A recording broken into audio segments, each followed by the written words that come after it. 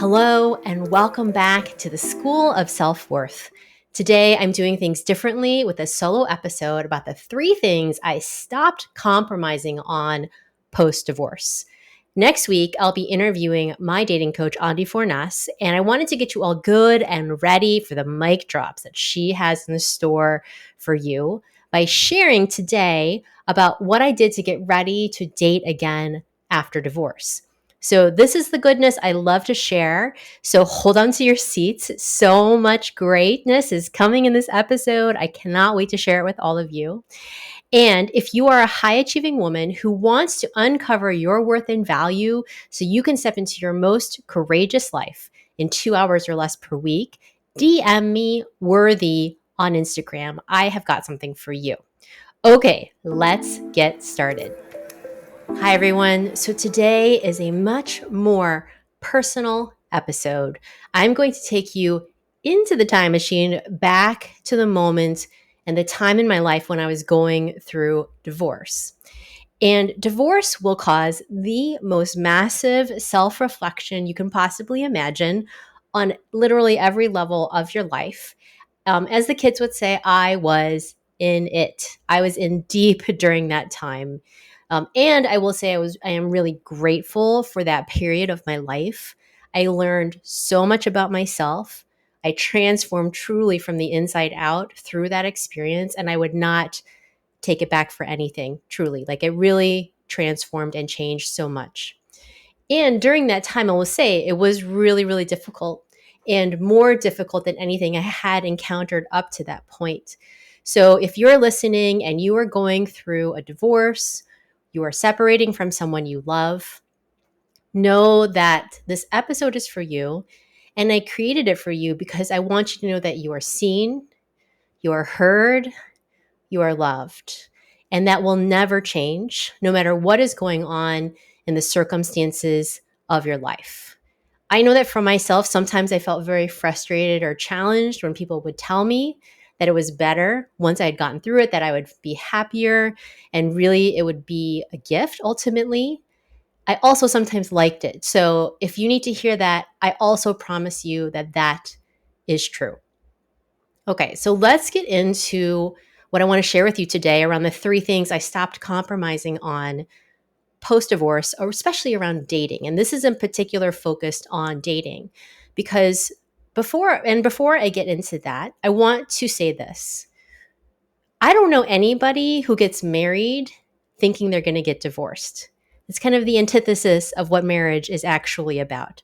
So I will say for myself, I was definitely not that person. I got married because that was what I wanted. I expected a future life till death do us part in that relationship. And so divorce, when it came to me, I was not expecting it. It really was not expecting it. And I did not have this in my life plan. So when I was faced with it, it was a really massive reckoning about identity, about what I wanted in my life, what my future would look like. And the one thing I was super, super clear on is that I wanted to be married again. I knew that for sure.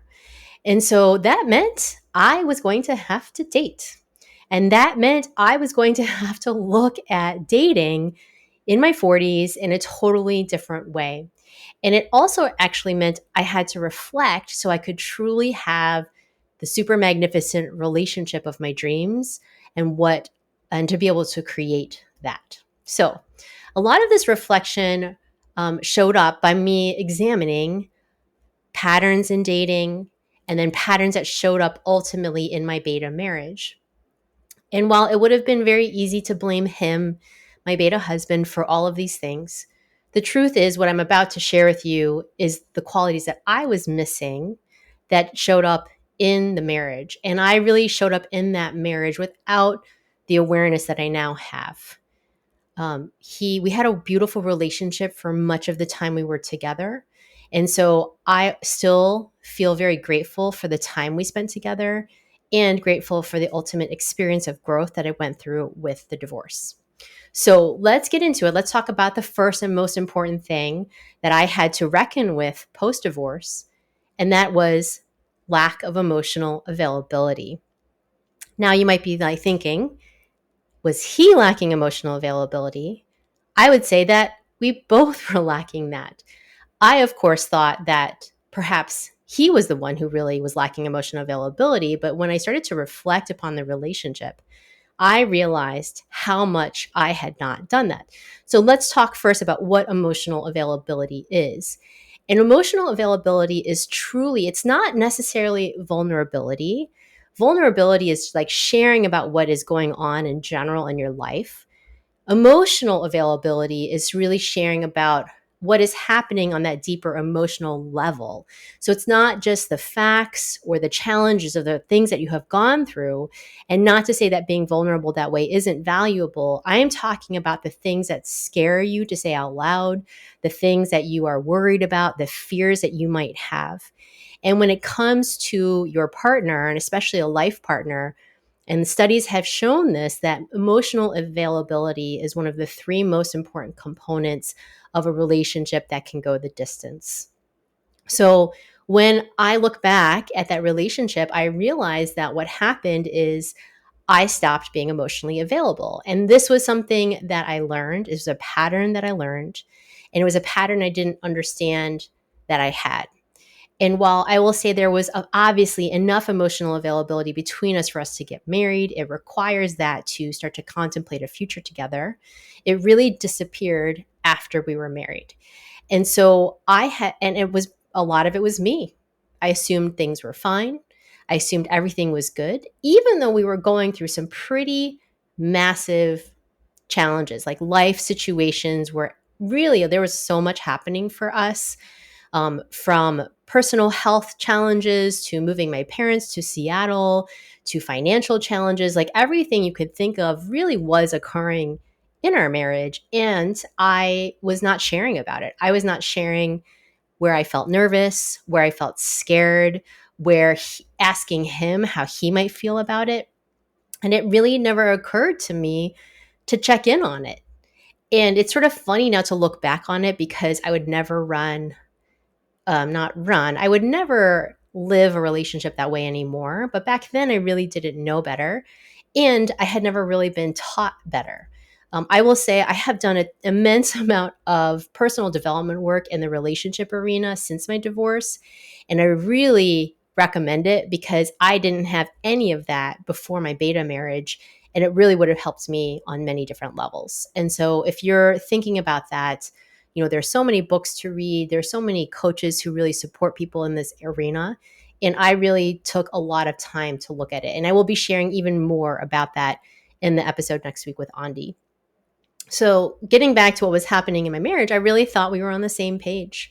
I never thought to do anything different. I thought everything was going well, and that because we had gotten married, it kind of was done. Like things were clicked into place and things were fine. And I never shared what I was scared of or what made me nervous or worried about our relationship. I never even bothered to ask, like, how are you feeling about our relationship? So when I started dating or I was considering dating, I really had to look at my lack of emotional availability and to understand more deeply that this was a learned behavior. And I had to also start to learn to practice it. Now, practicing emotional availability is terrifying, especially if you have never done it. And the reason I didn't do it is because I was afraid of it. I was afraid of what the other person would say. I was afraid that they would tell me something I didn't want to hear. And so I didn't really want to do it. And I had to learn to practice it to become better at it. And I also had to learn to practice it in my current relationship so that it was built into the fabric and the foundation of what we have together. And I'll say I'm still figuring it out. I am still working on it. I am so fortunate to have a really incredible husband who is very open to what I share. And it's because it was built into the fabric of our relationship. Again, I share more about this and how I did that with the episode with Andi, where we talk about that. And I have to constantly monitor myself where I start to get afraid or feel like I don't want to tell him something or feel nervous about telling him something. Those are always a sign that it is time to tell him what's happening on the inside. When you're starting to heal from a relationship, you'll notice these old patterns come up. And Andi gets into this in our episode where she talks about the only way to heal from old relationships is to be in a new one. We cannot heal by ourselves on the couch. We can only heal by actually participating in a relationship and then learning to break and shatter those old patterns and blocks that are keeping you from creating the relationship of your dreams. So, some of you also, one more piece of emotional availability, some of you might be more emotionally available to your friends than you are to your partner. It's the truth. I did it. I would tell my friends how I felt. I would talk about things from that place. And some of you might be talking about your partner or things you're frustrated with or you're feeling challenged by and not sharing it directly with the person that you're actually partnered with. So, this again is a really big practice, and emotional availability is again the number one thing that people who are dating really want. And also, what I see is people expect it from the other person without doing it themselves. So, if you're not actually practicing it, it will be challenging for you to call in a partner who also practices it. So, it always has to start ultimately with you. Okay, so let me move on to the second thing that I stopped compromising on. And this one was learning. I stopped compromising on holding back on my preferences. So, what does that mean? I was a people pleaser. I'm a recovering people pleaser where I really like people to be happy. I want other people to feel good. I want them to be eating food that they like. I want them to be enjoying themselves. I always deferred. And then this pattern gets particularly bad for me with a relationship and with a family. I always was in the pattern of asking everybody else what they wanted before asking myself. So not only did I not state it, I often did not even know I had a preference. I didn't even know what I wanted because I never asked myself. I would always check in to see, what do you want to do this weekend? What kind of food do you want to eat? Where do you want to go out? And I did this in my beta marriage. I did it with my stepkids. And then I also did it with friends and family. And the result was I didn't even recognize or understand that I actually had some preferences and I actually had some strong ones.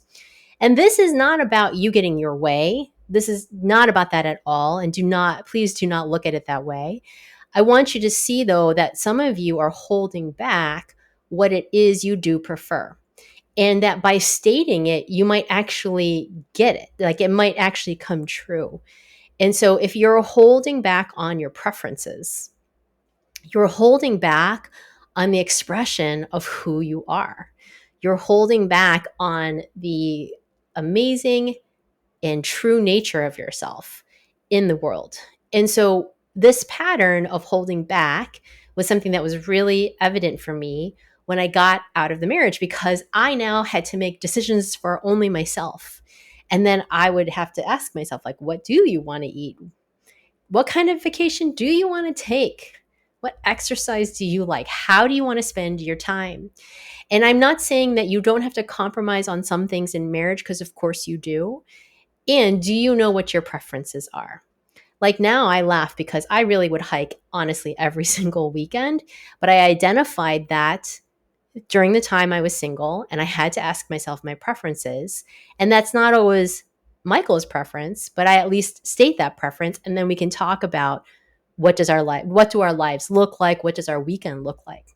So I know how to state it, even if I don't always get my actual preference. So I do get into more about how I started to practice this in the episodes with Andi.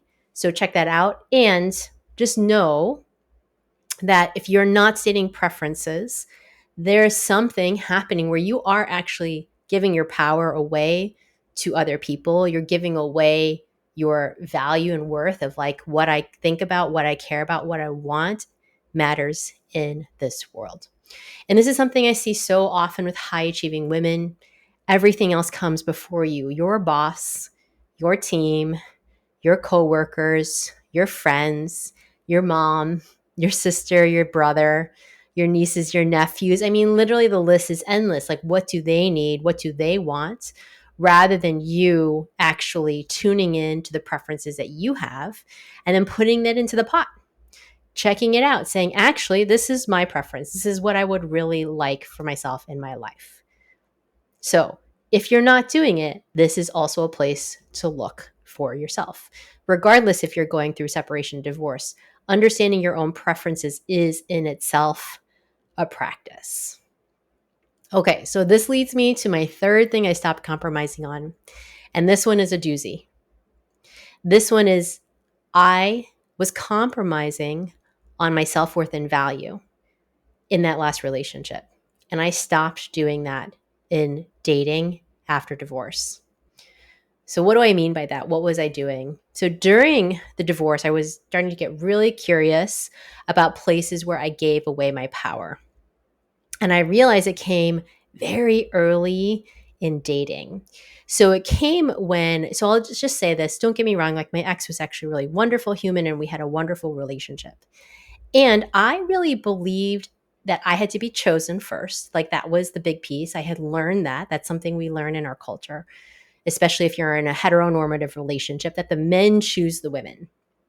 So I was in this place where I wanted to be chosen. And then there was also the second layer of this, of me feeling like there were not many people to choose me. There was a lot of scarcity for me around being chosen. I thought that there were not that many guys who would actually choose me. And on the surface, I seemed so successful and smart. I had a really good career. I had pivoted from journalism into yoga. I was really strong physically. I had my fitness column in the Seattle Times. On the surface, so much success. But I was insecure about whether would they think I'm attractive? Do they think I'm pretty? Will they be attracted to my body? Do I have a good body for what they like? All of those pieces come into play. And so I was really in the scarcity of like, it's hard to find someone who will choose me. And then when I was dating, I was like, oh, it's really hard to find someone where you get along and you laugh and it's so fun. And there's just so much chemistry between the two of you. So when I met my ex, I was in that mode of like, well, it's okay because he is worth it. Like we have such connection and such chemistry, and our relationship is so fun that I'm willing to give up some things that matter to me, or I am willing to overlook some things that matter to me for the sake of this relationship. And when I look back on it, the mindset really was like there was not other men available. There were no other people for me to choose from to have the relationship and the marriage in particular. And I will say at that time in my life, I really wanted to be married. I was in my mid 30s when I met him, and I was like in a mode of like, please, like I'm ready for this. And so I let some things slide, and I let things slide that I would not let slide today. And again, he is a wonderful human. We had a really great relationship while it lasted. And there were signs early on that I was giving up my worth and value for the sake of the relationship, for the sake of being chosen. And it's just so helpful to look back and see that. Because once you can see and identify those places where you compromised yourself, where you actually were out of integrity with yourself. So when we look back at those things and we take out any judgment, by the way, of ourselves or of the other person, this is really, truly, truly, truly about self-reflection. It is really, truly about growth. It is really about what do you want for that next piece of your life. Because I will say this, nobody is perfect. Nobody is perfect, myself included. We are not about finding people who are air quote perfect. It's more about what is it you getting to choose and learn from the relationships you've had so that you can move on to the relationships that are the next level for you, that truly take it to the place of joy and creation and connection and emotional availability and worth and value that you really get to have in this lifetime. So the point of this is going back and looking at all of those things is what allowed me to say, okay, how do I want to date differently? How do I want to go into a relationship differently? How do I want to stand in my worth and my power, to state my preferences, to be emotionally available?